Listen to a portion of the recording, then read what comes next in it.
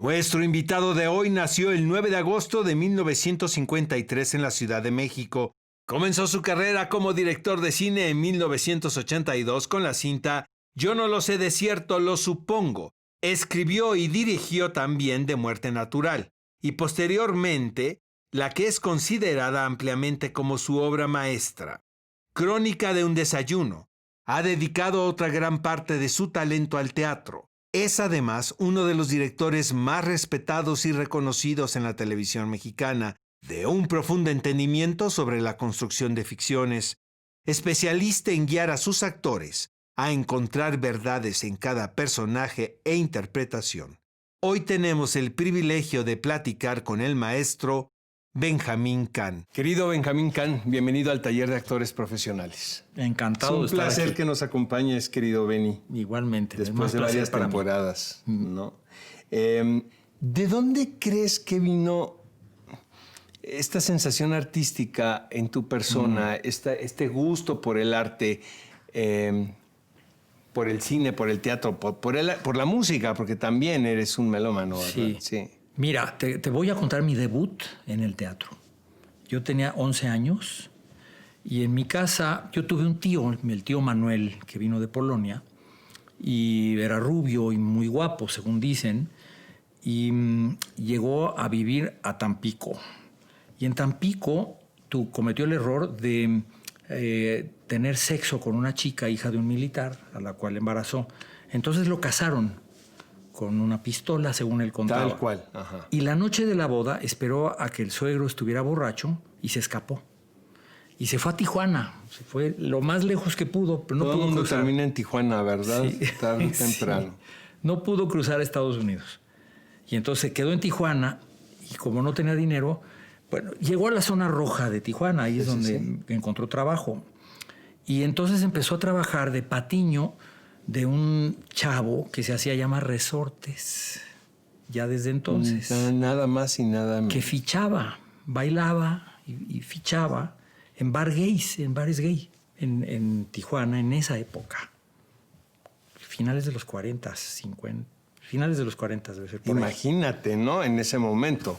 Bueno, mi tío se volvió el patiño de Resortes, porque era rubio y entonces hacía el gringo. Y hacían sketches, bailaban los dos y empezaron a funcionar como pareja cómica. Y bueno, Resortes se volvió una figura. Oye, tú después dirigiste a Resortes en una telenovela, en la telenovela donde estaba Yolanda Andrade. No, sí, en esa telenovela. Exacto. Exactamente. Porque y Yolanda, también en Mujer Yolanda Gas. me imitaba a Resortes. Claro, ¿no? Claro. Bueno, Resortes era mi tío, el tío Resortes, así lo conocíamos en casa. Los domingos comíamos todos en casa de mi abuela, el tío Resortes incluido. Y cuando cumplí 11 años, mi tío Resortes me invitó al Teatro Blanquita, fue mi regalo de cumpleaños, a escondidas de mis padres. Me llevó al Teatro Blanquita tras bambalinas. Primera vez en mi vida. Mi experiencia anterior en el teatro era cachirulo, pues, ¿no? Los cuentos infantiles. Sí, como cualquier niño. Como cualquier niño. Imagínate en el Blanquita, en las bambalinas, con las coristas que entraban, salían, y ahí en las bambalinas se quitaban la ropa y se cambiaban para entrar al siguiente número. Y yo a los 11 años viendo eso, o sea... ¿Y te alucinó? Me alucinó, pero... Entonces yo cada vez que podía le pedía al tío Resortes que me llevara, y me llevaba. Y entonces una vez estaba yo en la bambalina y Resortes hacía un sketch que se llamaba Las Plañideras, porque se trataba de que él se metía a un velorio y se equivocaba de muerto, pues. Y ya las chavas lloraban mucho, las plañideras. Entonces veo que viene hacia mí, a mí me parecía fascinante porque me metía con él al camerino ahí en el Blanquita a verlo maquillarse, porque era un maquillaje expresionista maravilloso, hasta los mocos se pintaba, ¿no? Y ver esa transformación me parecía muy fascinante, pues. Entonces veo que viene Resortes, yo estoy en la bambalina derecha, y viene Resortes hacia mí con el seguidor, y a mí me empieza a dar miedo. Me trato de echar para atrás, me agarra de la mano, me jala y me carga, y me dice al oído, aguántese, cabrón. Y cuenta un chiste que yo no recuerdo, pero la carcajada. Y el seguidor encima de mí, y yo empiezo a llorar. Y entonces de ahí se agarra Resortes, me agarra de patiño a mí, porque lloro y no puedo dejar de parar el resto del sketch, que en mi cabeza duró un siglo. Y entonces él decía cosas como, no llore, mijo, se nos murió pero al rato le consigo otro, y cosas así. Y la gente muerta de la risa. Muerta de la risa. Se termina el sketch y Resortes me lleva de la mano al centro del proscenio, y yo parado, llorando, y me hace así, para que dé las gracias. Un zape, ¿no? Como gracias, un zape, pero me zape. empuja. ¿Y qué hago yo? Pues esto, así, sin parar. Y empiezo a voltear y veo que el telón se ha cerrado y estoy yo solito allí haciendo esto. Y la gente aplaudiendo y riéndose, hasta que entre telón lo abre Resortes, entra, me carga, dice algunas palabras que yo no recuerdo, me mete y me dice, felicidades, ya es usted gente de teatro, cabroncito. Tengo entendido que después de la prepa decidiste estudiar administración de empresas. Uh-huh. Pero luego te cambiaste a psicología. Sí. O sea, me da a entender que no estabas como muy seguro qué querías. A ver, la realidad es que quería teatro, pero eso en mi casa Sí, pues era impensable, una ¿no? estupidez. O sea, mi padre decía, mira, estudia una carrera y ya luego si quieres de hobby agarras el teatro, pero primero estudias una carrera. Entonces lo lógico en casa, como todos eran comerciantes, era administración de empresas. Duré un día. Fui a la UNAM y duré un día, solo fui un día. ¿Y con eso tuviste? ¿Qué dijiste? Con eso tuve, no quería estar allí. Tuve un día, me raparon, pasé la perrada. Uh-huh. O sea, nada más fuiste a la perrada. Nada más fui a la perrada, que me pareció muy divertida, a pesar de la humillación, pero no volví, no lo dije en mi casa. Entonces estuve un semestre haciéndome güey todas las mañanas leyendo. ¿Y luego cómo entras a psicología?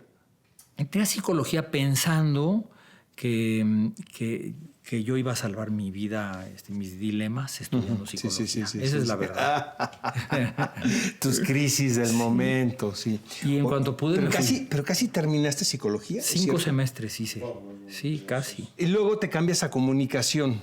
Empiezas a estudiar comunicación. Supongo porque ya había un interés en las artes visuales, en el audiovisual, ¿no? Mira, la verdad es que no me aceptaron en el CUT. ¿Hiciste la prueba para ingresar como actor? Sí. Y fui rechazado. Y entonces en la Ibero había una carrera que se llamaba Ciencias y Técnicas de la Información, que medio se parecía porque había cine y televisión y radio, en fin, no había teatro. Ajá. Pero era lo más parecido y no supe de otra escuela. Y era la transición más rápida y allí sí me aceptaron en el examen de admisión y ahí me quedé. Y esa carrera sí la terminé. En la Ibero. En la Ibero. En ese momento tenías pensado qué cine querías hacer y qué tipo de teatro querías montar. En ese momento yo pensaba que el teatro y el cine que quería hacer tenían que ser míos. Uh-huh. Cosas que yo escribiera. Solo cosas que yo escribiera. Pero el teatro me quedaba muy grande. Entonces me empecé a acercar a autores que me parecían interesantes y que sus temas me parecían cercanos a lo que yo hubiera querido contar, pero no me atrevía. Mis películas sí, todas son guiones... autorales al 100, ¿verdad? Sí, al 100. ¿Te has puesto a pensar, Benjamín, cómo ha evolucionado tu visión de ese entonces a hoy en día? Sí. Se siguen manteniendo algunas cosas, ¿estás de acuerdo? Sin duda, sí, sin ¿Cómo duda. cuál? O sea, la las primera... obsesiones ahí están,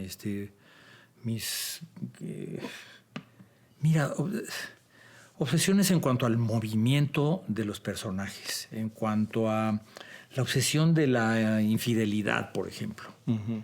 que ahora me parece además un tema ya insulso.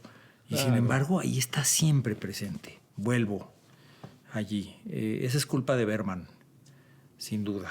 y de mi propia vida, ¿no? Sin duda. Querido Benjamín, ¿qué consejo le darías a cualquier jovencita o jovencito que nos esté viendo en este momento, que tenga la intención, el gusto, las ganas de estudiar cine o teatro? Primero, que haga un examen de conciencia en serio y piense seriamente si de veras se quiere dedicar a esto, porque no hay trabajo. Luego, si decide que sí, que se lo tomen en serio, que estudien, que vayan a la escuela, que vean cine, que vean teatro, que lean. Me encuentro tanta gente que llega a esto que no han leído, que dices Dostoyevsky y no saben de quién estás hablando, que es una carrera que requiere de muchísima preparación, no solo porque hay mucha competencia, sino porque vas a tratar con gente sensible y vas a tratar de interpretar al mundo. No puedes no saber de tantos otros mundos que han sido ideados por gente genial. Exacto. Por cineastas, por teatreros, por literatos, en fin, que estudien mucho y que se acostumbren luego a que no es una vida de lujos, es una vida donde pues ahí la vas llevando y vas encontrando trabajos y donde hay que además aprender, un trabajo en el que tienes que aprender que trabajas a veces para el cliente, y eso luego es muy difícil de aprenderlo porque nos volvemos arrogantes porque creemos, entre comillas, que somos artistas. Yo le digo a alumnos cuando doy clases que nosotros somos como el carpintero. Entonces aprendes a usar las herramientas y puedes intentar hacer con esas herramientas cosas muy hermosas. A veces te salen y a veces no te salen. Pero pasa que yo soy un carpintero y me gusta hacer ventanas. Y un señor me llama y me dice, oye, quiero que me hagas una mesa. Y yo digo, no, te hago una ventana. Exacto. Pues no, pues me voy con otro. No, si yo vivo de esto, pues te hago tu mesa. Pero ¿qué tal cuando descubres que te sale una mesa bien hecha? Exacto. Es que hay cosas que no... El prejuicio. Exacto. Entonces no hay eso. Tocaste la palabra clave. No hay que tener prejuicios, no hay que ser arrogante. Hay que entrarle a esta carrera con gran humildad y saber que es un camino larguísimo por recorrer. Cada vez que empiezas un proyecto, todo lo que has hecho antes prácticamente lo tiras a la basura. Hay cosas que se quedan, pero prácticamente todo lo tiras a la basura y hay que empezar de cero, humildemente de cero, para volver a descubrir. Amigos, él es Benjamín Can. Esto es el Taller de Actores Profesionales. Continuamos.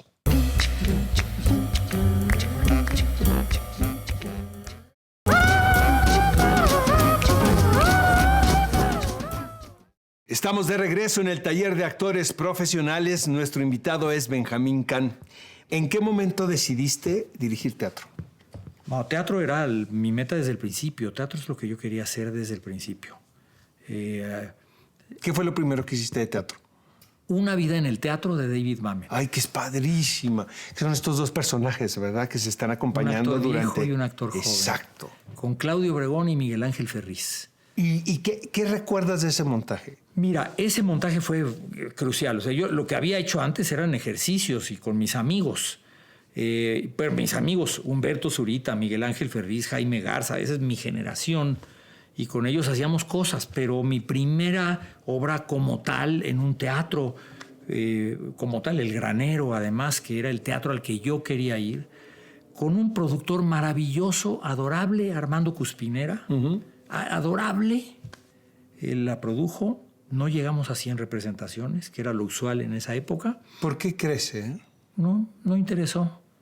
Y era curioso, porque mira, el teatro se hacía de martes a domingo, 9 funciones a la semana, y los lunes hacíamos funciones para actores. O sea, es una obra que hicimos de lunes a domingo. No descansaron un día, ¿no? Nunca descansábamos, porque los lunes se llenaba, porque los actores sí venían. Oye, Benjamín, has hablado en muchas entrevistas sobre el nerviosismo que te provoca siempre estrenar, ¿no? Cosa que entendemos muchísimo. ¿Te sigues poniendo nervioso? Cada vez más. Cada vez más. Increíble, cada vez más. Cada vez es peor. Me muero nervios, sí. Lo entiendo perfecto. ¿De veras? Sí. Sí. Yo pensaba que un día ya no me iba a poner nervioso, ¿no? Cada vez más. Increíble. Pienso que me va a dar un infarto un día en un estreno. Hay días que me levanto. El año pasado, por ejemplo, a finales monté Los Cuentos de Hoffman en Bellas Artes y te juro que el día del estreno pensaba, no voy a ir. ¿Qué pasa? Y si no llego, ¿qué? ¿Qué más da? Sí. Bueno, vamos a jugar a la trivia. Te vamos a poner a trabajar. A ver. Tus 3 obras de teatro esenciales. Bueno, sin duda, Una vida en el teatro. Ajá. Enemigo de clase. Ajá. Barataria. Yo tuve la oportunidad de ver Enemigo de clase. Soy de la generación de Enemigo de clase. Uh-huh. Eran trancazos para entrar al foro de la... Era el Santa Catarina. Santa Catarina. Fui gracias a Teare Escanda, que consiguió un boleto para mí. Qué impacto lo que provocó esa obra, ¿no? Sí. Del conectar con los jóvenes. Sí. Porque el público era joven. Joven, sí. Uh-huh. Sí, fue... Nunca lo esperamos, ¿eh? O sea, nosotros teníamos con la UNAM, que el departamento de teatro lo manejaba Alejandro Aura, en paz descanse, gran amigo también, nos dio 50 funciones en Santa Catarina. Nos quedamos 6 meses en Santa Catarina y empezamos de miércoles a domingo y luego sumamos los martes también. ¿Había más gente afuera que adentro? Siempre se quedaba más gente afuera. A ver, hay que decirle al público quién era el elenco de Enemigo de clase. Era Eduardo Palomo, ajá, paz descanse también, Bruno Bichir, Roberto Sosa, Esteban Soberanes, Darío Pie, Simón Guevara y Emilio Evergenji, que también ya murió. Y nace la idea a partir del montaje que trajeron los alemanes aquí a México y que se vio. Nadie de nosotros lo vio. Ninguno de nosotros lo vio. Nació porque un par de años antes, Rafael Sánchez Navarro fue a Londres y la vio. La trajo y me la propuso. Rafa y yo fuimos muy amigos en esa época.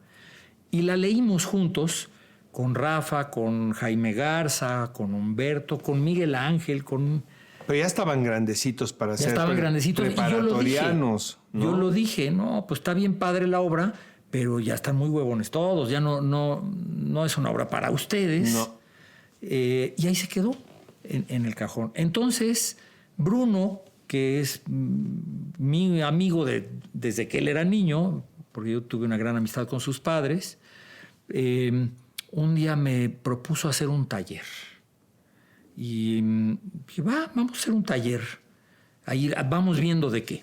Y entonces invitamos a actores que eran amigos de él y actores con los que yo había trabajado alguna vez. Y fue esa generación. Ahí estaba Mario Iván también. Sí, pero que se fue a hacer como agua para chocolate y por eso entró Darío Pie. Exacto. Después de todo el proceso. Esa obra la ensayamos 8 meses. Pero es que empezamos a trabajar sin obra. No sabíamos que íbamos a hacer esa obra. Cuando empezó el taller, era un taller paralelo con hombres en un salón de clases y mujeres en un salón de clases. Y yo trabajaba con los hombres y con las mujeres y luego los juntaba en una escuela Montessori que está en Coyoacán, que me habían prestado un salón. Ahí trabajábamos. Y entonces un día yo dije, ¿por qué no esta obra, que es de chavos? Y llevé la obra. Y la leímos y todo el mundo se encantó, menos las mujeres, porque dijeron, pues no hay mujeres. No, pues las mujeres se quedan fuera. Van a tener que esperar. Y todas fueron asistentes. Bueno, las que se quedaron fueron asistentes. ¿Quiénes estaban entre las actrices? Evangelina. Eva Sosa, sí. Yolanda... Maru Dueñas no estaba ahí. No estaba Maru, no. Estaba Yolanda, que luego se dedicó al teatro danza. Bueno. Alicia Laguna. Alicia Laguna. Exacto. Ellas dos se quedaron. Y bueno, empezamos a tocar ese texto con ellos y invité a Alejandro a una lectura y Alejandro es el que nos dijo, vénganse al Santa Catarina, pero tengo nada más 50 funciones. Y ellos pagaron la producción, la UNAM. La UNAM pagó la producción y yo invité a Gabriel Pascal a hacerla, al diseño de iluminación y escenografía. Y originalmente el maestro del salón lo iban a hacer cada función otro actor. Como actor invitado. Exacto. Y de hecho la hicieron, alguna vez el maestro lo hizo Rafa Sánchez Navarro, alguna vez lo hizo Héctor Bonilla, alguna vez lo hizo Pepe Alonso, pero luego nunca podían. Entonces quedó Emilio, que era el base. Emilio se quedó haciéndolos prácticamente siempre. y nos quedamos 6 meses porque era increíble lo que pasaba con esa obra, que además no tuvo publicidad. La publicidad fue que Simón Guevara, que es un gran dibujante, se fue a pintar bardas. Esa es la publicidad que hicimos. Y nunca lo esperamos, porque ninguno de estos personajes era realmente conocido. Eduardo un poco más, pero no como para ir a hacer teatro a ese universitario y a que se llenara eso de esa manera. Vamos, me acuerdo hasta de Manolo Fábregas hablándome. Tratando de conseguir boleto. Sí. Es que yo me acuerdo que yo estaba angustiado porque no tenía, me dijo Tiare, y Tiare estaba en Muchachitas. Sí. O sea, podía conseguir boleto fuera, para donde fuera, ¿no? Sí, sí. Y sí, sentimos que habíamos entrado al Nirvana cuando entramos al Santa Catarina. Sí. Oye, trivia otra vez, Benny. Tus 3 telenovelas consentidas que tú hayas dirigido. 2 vidas. Ajá. Con Rebeca Jones. Con Rebeca Jones y Memorea. Ajá. Rubí, con Bárbara Mori. Y la última, Vencer el miedo. Por otras razones, pero Vencer el miedo. Uh-huh. ¿Cuál es el prejuicio más grande que hay de ser un director de telenovela? Es una mala idea de que se piensa que en la telenovela el director realmente no trabaja. El director llega a seguir las órdenes del productor. Y es un prejuicio bastante justificado. Veo muchos de mis compañeros que no son directores, que lo que hacen es seguir al pie de la letra lo que dice el guión. Y si tiene una admiración, le dicen al actor que ahí tiene que gritar. Y si aquí dice que en este momento una lágrima, ahí va una lágrima. Y si no te sale, te la pongo yo. Hay mucho improvisado de repente, ¿no? Mucho, sí, eso es una desgracia. Porque la televisión... Y demerita el trabajo de los demás. De todos. Exacto. De la televisión en general. Exacto. La televisión es probablemente el género más difícil, yo pienso. O sea, en el teatro puedo ensayar meses, en el cine también, en la tele no. Hay que resolver en el momento y hay que trabajar con el mundo interior de los actores en ese momento.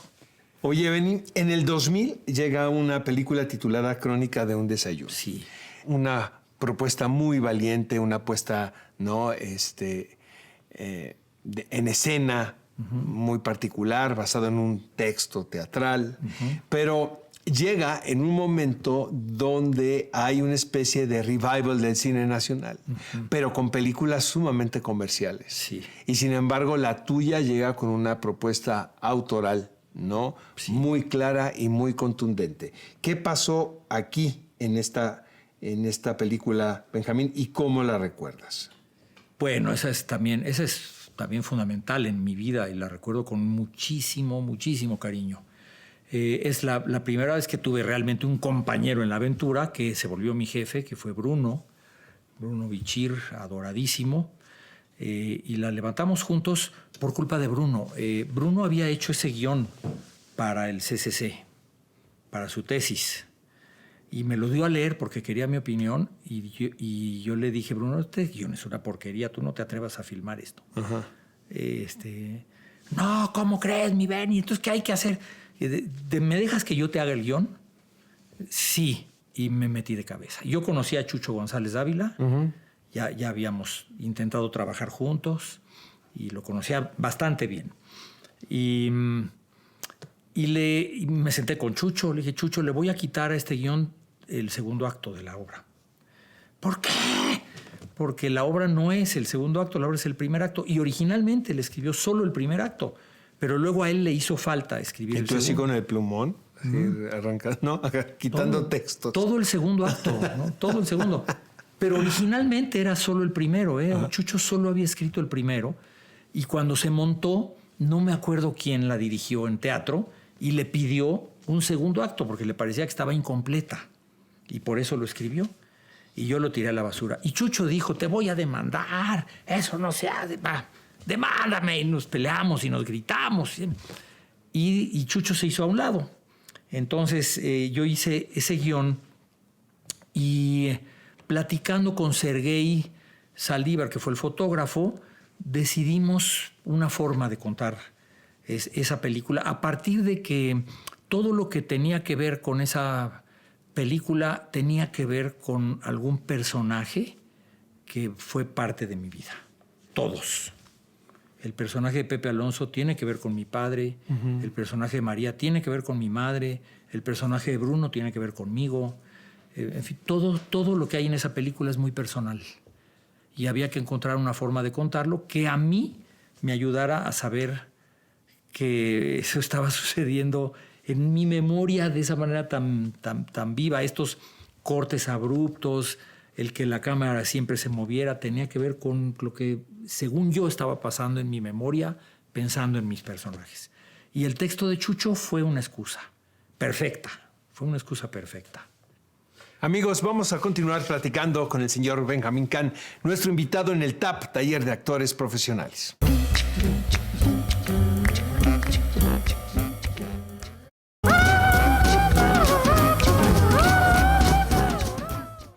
Estamos de regreso en el Taller de Actores Profesionales. Nuestro invitado es Benjamín Kahn. La ópera es algo que también que te fascina y sé que indagas, ¿no? Y estudias. ¿Qué te provoca dirigir ópera? ¿Qué lo hace distinto a los otros medios, al cine, teatro y televisión? Mira, una es que me divierte, debo decir, me divierte mucho ser irreverente en la ópera. Me aburre ir a ver ópera. Y esta idea de que la ópera debe ser como fue concebida en aquellos siglos. Alguna vez, montando Così fan tutte, fuimos al Cervantino y hubo un espectador muy molesto que dice, ¿pero cómo se atreven a montarla en el siglo XX? Y yo le decía, bueno, si la ópera tiene que ser un experimento antropológico, entonces yo le propongo, la montamos como se montaba en esa época y ustedes lleguen en carrozas y a caballo y vestidos y pónganse pelucas y vestidos como en la época. O sea, no, es un experimento escénico y hoy tenemos que contarla vista con el punto de vista de hoy y eso es lo que hace valiosas, en todo caso, a las óperas. La música de Mozart, por ejemplo, uno no podría pensar solo era apreciada en aquella época, pues es apreciada hoy como es apreciada la música de Wagner. Los libretos hay que darles ese valor también. La ópera pasó por una etapa larga donde lo importante era solo la música. Y de pronto llega el siglo XX y resulta que los directores de escena se atreven a hacer que los libretos cuenten también de qué se trata la ópera. Y generalmente con gran respeto hacia una audiencia básicamente mayor y muy conocedora. La ópera es como los toros. Y igual que en los toros te abuchean si no les gusta. Te aventaban jitomates. Yo vi eso, lo vi en el Teatro de Bellas Artes. A Juan José Gurrola le aventaron jitomates en alguna ocasión, la única vez que hizo ópera allí. A mí me divierte cambiarle el contexto a las óperas. Me divierte contar lo que no está contado en el libreto, porque los libretos de ópera suelen ser muy elementales. ¿Te has dado cuenta que eres un provocador y eres un rebelde? En todos los géneros, también en el teatro. Eres todo menos ortodoxo sí, y tradicional. Ser, sí. A veces me da vergüenza reconocerlo, pero sí. Pero creo que es una virtud. No lo sé. Mira, yo leo la obra y es lo que creo que hay que contar. Con Enrique Singer tenía una plática hace muy poquito, cuando los cuentos de Hoffmann, porque fue una versión muy atrevida de los cuentos de Hoffmann, muy atrevida, y provocó reacciones en Bellas Artes totalmente disímbolas, de gente que abucheaba y gente que aplaudía. Esas son las que hay que ir a ver, ¿no? Cuando lees las críticas encontradas, ahí es cuando a mí me llama la atención. Y es muy padre además salir a dar las gracias en Bellas Artes y ver que un público está tan enojado que te abuchean. Y entonces otros se enardecen más y entonces aplauden más fuerte y se hace la guerra. Es muy divertido, esa parte me divierte muchísimo y me ha pasado prácticamente en todas las óperas que he montado, que hay quien se ofende y quien me ha insultado incluso, que me ha dicho usted un pendejo. Mozart se revolcaría en su tumba. Que se revuelque, pues a mí qué más me da. Pero eso junto con que soy un músico frustrado, que intenté tocar el cello, intenté tocar la guitarra y medio los toco, pero me vencieron. Pero sabes de música. Sé de música y me gusta mucho indagar en el universo de la música. Y entonces mezclar eso con la escena me parece fascinante. Cada vez que hago ópera, eso me fascina. Benny, ¿cuál es la virtud más grande que valoras de un actor? Su intuición, sin duda, su intuición. Aunque todos la tienen, pero algunos la tienen equivocada y hay que guiarla. Pero la intuición del actor es sagrada. Y es algo muy seductor también, ¿no? O sea, tú ves cuando alguien le agarra como debe ser, en una lectura en frío, y hasta, ¿no? Te quedas y dices, caray, ¿no? Qué buen oído, qué bruto, hay que seguir qué bruto. al actor, no él a mí, yo a él. Eso habla también de que te gusta trabajar con actores inteligentes. Sí, que cuestionan, que se preguntan, sí. Pero hay directores que no estás de acuerdo. No, claro. Pero yo creo que porque los rebasa, porque hay directores sí, que no les gusta entrar en el dilema de tener que responderle a un actor inteligente, porque no saben cómo. ¿Qué opinas del cine con no actores? No sé. Te debo decir que hay alguna de ese cine que me gusta y, sin embargo, a mí me gusta hacer cine con actores porque lo que me gusta es indagar con ellos y con ellos construir una vida. Mira, pienso esto. La verdad en escena sucede en la cabeza de los espectadores, no en la nuestra. Los actores cuentan mentiras. Yo soy un contador profesional de mentiras. Parto de una mentira, porque no parto fundamentalmente de algo que me pasa a mí o de algo que me conmueve especialmente porque me pasó a mí. Igual los actores. Nos contagiamos todos de una verdad ajena y recurrimos a la técnica y a toda una construcción de una mentira para tratar de encontrar verdad y luego evocar a los dioses para que en la noche en el escenario suceda de manera que parezca verdadera. Pero tú, actor, lloras porque te preparaste para llorar y sabes por qué vas a llorar, porque ya lo ensayaste, sabes a qué estímulo estás respondiendo. El público se sienta ahí enfrente, no sabe y de pronto se conmueve y llora. En ellos sucede la verdad. Y el lograr que esa verdad sea además perdurable, porque al actor que se conmueve, el público que se conmueve, se queda con esa imagen de la verdad, quién sabe cuántos años de su vida. Yo me he encontrado con gente que muchos años después me dice, tal escena de tal obra me cambió la vida. Claro. Qué poderoso es el fenómeno del teatro, ¿no, Benny? Digo, tú que haces cine y televisión, de repente es mucho más fácil provocar. ¿Por qué? Pues tienes la herramienta de la edición, tienes el de la música, muchas cosas que tú sabes, mejor que nadie. Pero el de teatro, cuando se da, es tan poderoso. Es poderosísimo. Te queda el resto de la vida. Exacto. Estás viviendo el momento, en el momento que sucede con el actor respirando enfrente de ti. Ese momento de verdad, porque tú lo estás atestiguando, no sucede por alguna razón a través del Zoom. Lo que te iba a decir, ahora con el asunto de la pandemia y del confinamiento, ¿qué opinas del teatro en línea? Mira, opino que es algo que hay que explorar porque se puede volver una fuente de trabajo y en ese sentido... Hay una posibilidad. Sí, pero no es teatro. No, es otra cosa. Y como tal hay que abordarla. Sí, exacto. ¿Y qué tanto estás abierto a las propuestas de los actores? Porque luego ya sabes, ¿no? Muy, muy abierto. ¿Has encontrado cosas gracias a esas propuestas? Sin duda. Pero también soy muy necio cuando la propuesta no me gusta, ¿eh? También soy... ¿Qué les dices? No. No. Y luego hay actores que insisten, ¿no? Y hay que explicarles. En hacer la escena como tú no quieres. Exacto. Y entonces hay que cortarlos y explicarles. Y si no lo entienden, he llegado al extremo. En la televisión, en otros medios no, pero en la televisión sí, a forzarlos a hacer la escena de una manera. Porque me pueden echar a perder todo un capítulo por hacer mal una escena. ¿Te puedo contar una anécdota? Venga. Cuando hice Dos Vidas, tuve una actriz, Elizabeth Dupeirón. Y no quiero decirlo en mal por ella, pero es una anécdota muy divertida porque tenía una escena donde le avisaban por teléfono que su marido acababa de morir. Y entonces el libreto decía que ella gritaba, ¡ah!, se desaforaba. Yo soy enemigo de esas cosas. Enemigo total. Creo que hay que rascar emociones verdaderas. Exacto. Que el público de la televisión se merece mucha honestidad, mucha honestidad. Entonces le dije a Elizabeth, no vas a gritar, recibes la noticia y te quedas muda. Es algo que no puedes creer. Te quedas muda. Si pudiéramos, yo te dejaría la cámara 1 año para que te quedes muda. Te tardas no sé cuánto tiempo en asimilar qué es lo que pasó, pero quiero que te quedes muda.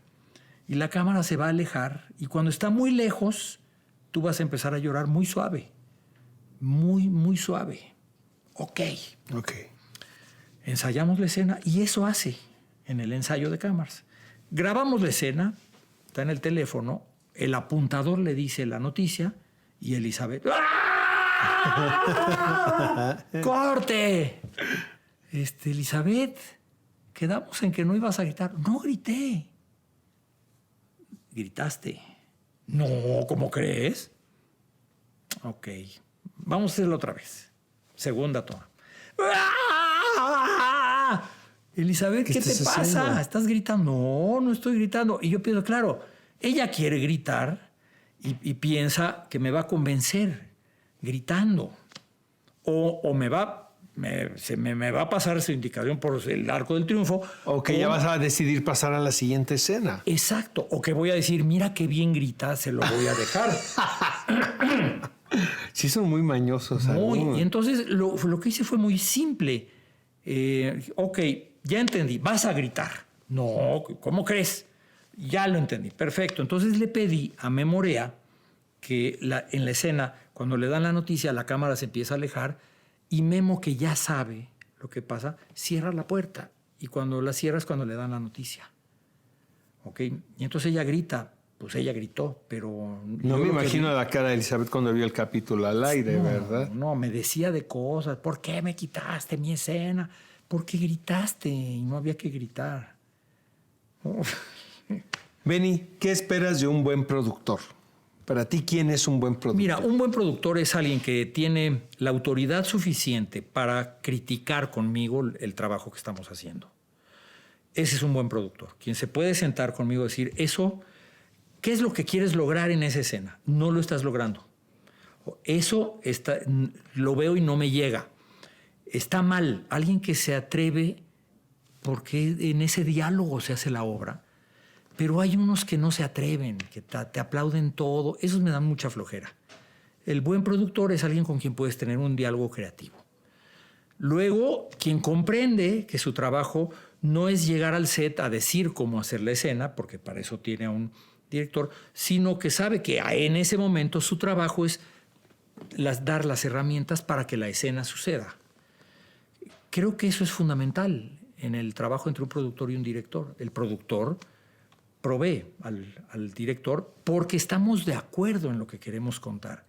Si no estamos de acuerdo, no hay relación posible. Si no hemos platicado, si solo vas a poner el dinero, me das flojera. ¿Sabes? No. Es que eso no es un productor. Eso no es un productor, no, eso es un inversionista. Exacto, sí. Exacto, así se les llama. Amigos, vamos a concluir nuestra entrevista con el señor Benjamín Kahn cuando regresemos aquí en el Taller de Actores Profesionales.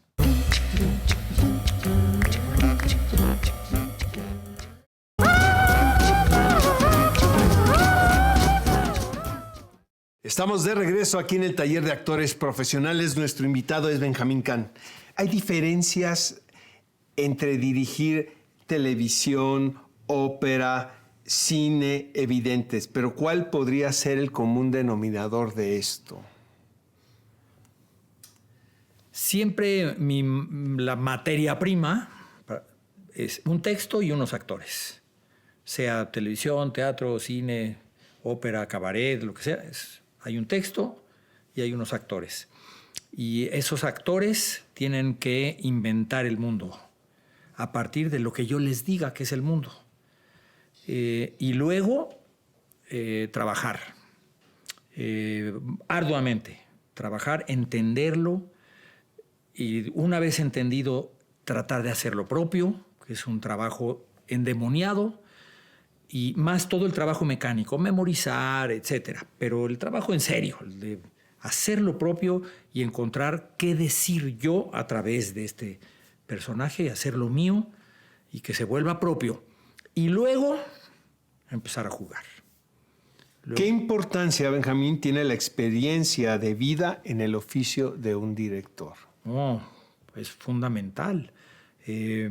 ¿A qué horas vives tú también, Benny, con No. la agenda que tienes, caray? Es que mira, es una de las cosas que a mí me ha faltado. No he hecho cosas por estar trabajando, porque trabajar es mi proceso de vida.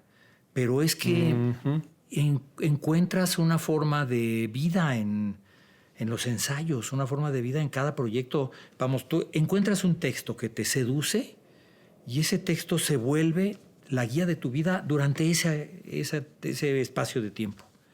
En ese piensas, investigas, lees, ves películas, todo lo que esté a tu alcance para entender mejor ese mundo, para poderte tú explorar y entonces contar ese mundo en la manera en la que tú lo quieres contar, que es fundamental, que el texto no te lleve, que tú lleves al texto.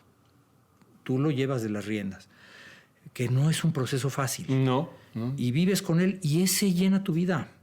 Es cierto que llena tu vida. A mí me ha pasado en mi vida que he tenido etapas en las que me tengo que salir de mi casa e irme a vivir solo para que nada estorbe este proceso.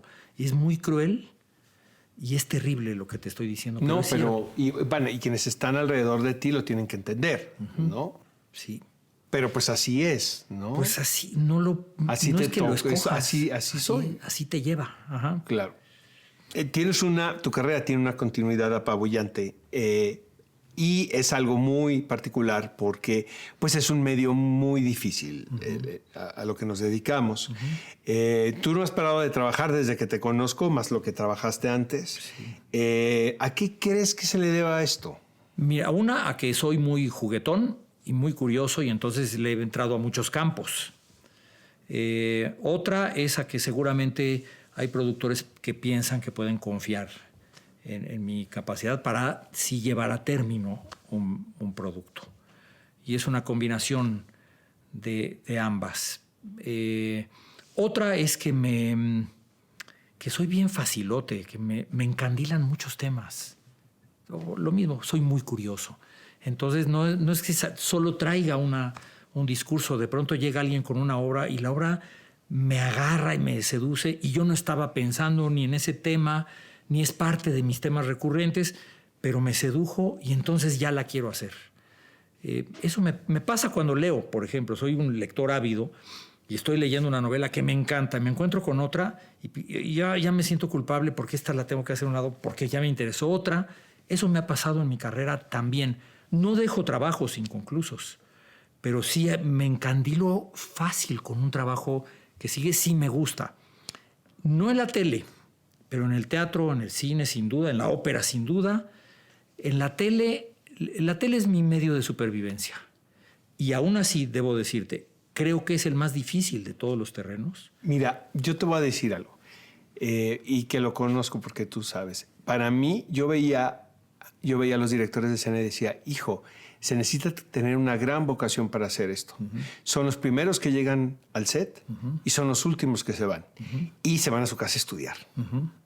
Aparte de la cantidad de misiones que tienes que resolver durante el día. Realmente me queda claro que te apasiona tu trabajo. Sí. ¿Sabes qué? Mira, te voy a decir esto que me es muy importante en la tele. Hace rato te dije qué pienso que es la verdad de escena. En la tele eso es fundamental.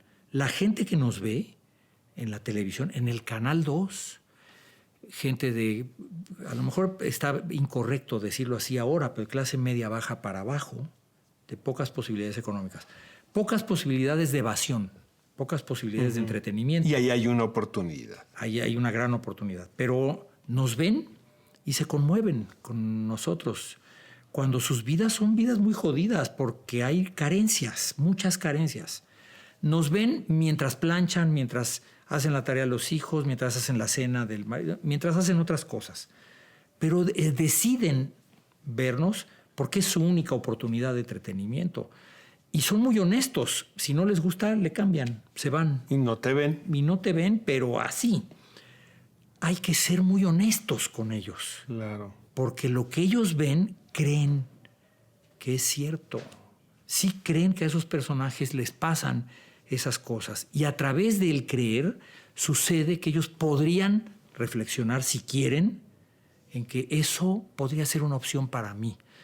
Eso les toca a ellos. A mí no me toca ni decirles esto está bien o está mal. No, nadie está aquí sermoneando ni... Exacto. Y eso aborrezco de la televisión que se hacía antes, o por lo menos televisión La didáctica, pues. Sí, a mí ya no me toca hacer eso, afortunadamente. Yo puedo no juzgar, solo plantearte y enfrentar a un personaje a una decisión. Y si toma una mala decisión según él, a enfrentarla y ya.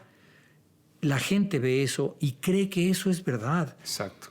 Hay un compromiso ahí fundamental. Tenemos que ser muy honestos en lo que les contamos.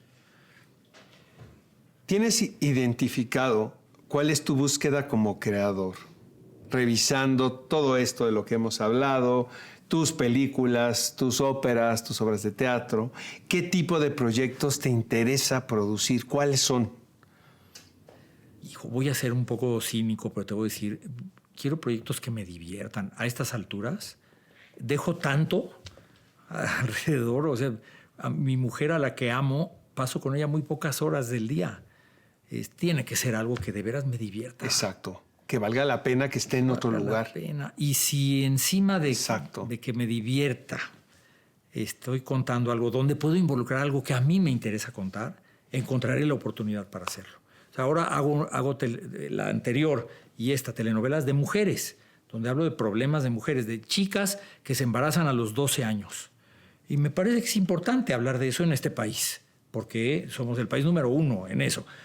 Me parece importante decirlo, no es mi problema, pero me gusta tomar partido y si tengo el medio, ser vehículo para eso. A eso va esta pregunta. ¿Qué papel juega el arte o debería de jugar en este momento, en esta sociedad, Benny? Pues es que el arte se trata, yo no sé si lo que hacemos nosotros es arte, pero esto que hacemos nosotros tiene que contarnos a nosotros. Ese es el compromiso. Nos contamos cómo vemos la vida hoy y cómo enfrentamos la vida hoy. Y hoy estamos llenos de incertidumbre y estamos rodeados de desempleo y de una bola de problemas, de impunidad, de corrupción, de incredulidad, en fin.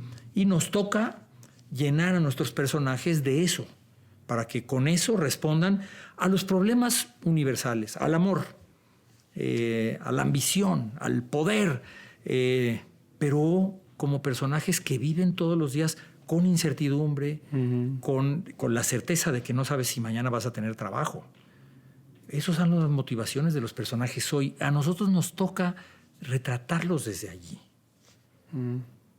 Eso creo. Última pregunta de la entrevista. ¿Qué es lo más entrañable que te haya sucedido ejerciendo esto, a lo que te dedicas, al arte? A dirigir ópera, a dirigir tele, cine, teatro.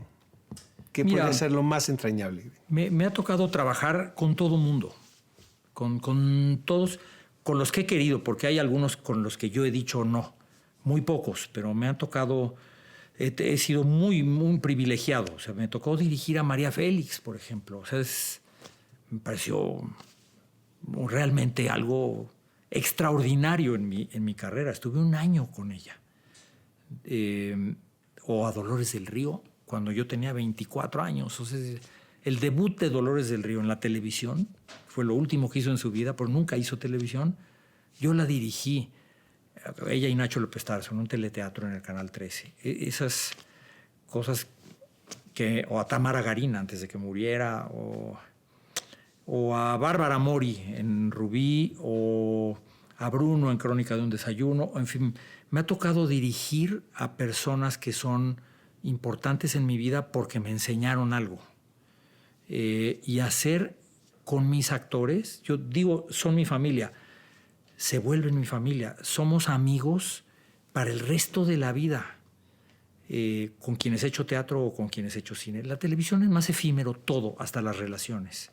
Pero aún allí hay algunas importantes. Pero en el teatro o en el cine hacemos familia. Y se vuelven mi familia el resto de mi vida. Con ellos hemos hurgado en lo más importante de los seres humanos, en lo que piensan de la vida los seres humanos, en lo que sienten cuando están vivos. Y lo más importante. Sí. Exacto. Hemos juntos definido una cosmovisión, una forma de ver el mundo y ver la vida. Uf, ¿qué más puede uno pedir? No puede haber algo más íntimo, ¿no? No. Que eso. Exacto. Benny, sabes que lo querido que eres en esta producción, eres invitado VIP, ¿no? Por obvias razones. Te tengo una admiración y un cariño desde hace mucho tiempo y qué gran programa nos regalaste. Muchísimas gracias por estar aquí en el Taller de Actores Profesionales. Al contrario, qué privilegio, de verdad. Muchas gracias a ti. Gracias a todos. Gracias. Muchas gracias.